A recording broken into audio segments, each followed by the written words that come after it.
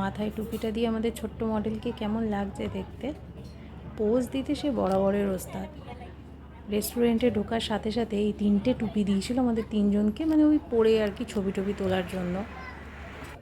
এখানকার সিটিং অ্যারেঞ্জমেন্টটা বেশ সুন্দর, চেয়ার টেবিলও আছে, আবার তার সাথে সাথে ছোট্ট ছোট্ট খাট মতনও করা রয়েছে। আমরা এই ছোট্ট খাটটাতে বসেছিলাম। টুপিগুলো মাথায় দেওয়ার পর 3জনকে 3 রকমের লাগছিল দেখতে। এই প্ল্যাটারটা আমরা নিয়েছিলাম মান্ডি অ্যান্ড বিরিয়ানি। টেস্ট তো আর আলাদা করে কিছু বলার নেই, খুবই ভালো ছিল। এর পরের ভিডিওটা দেখলে বুঝতে পারবে, পুরো প্লেটটা কিন্তু একা আমিই খেয়েছি, অভিরূপ একটুও খায়নি, ও শুধু দেখে গেছে। ফিরনির কোয়ান্টিটি কিন্তু অনেকটা ছিল, অন্যান্য রেস্টুরেন্টে এতটা দেয় না।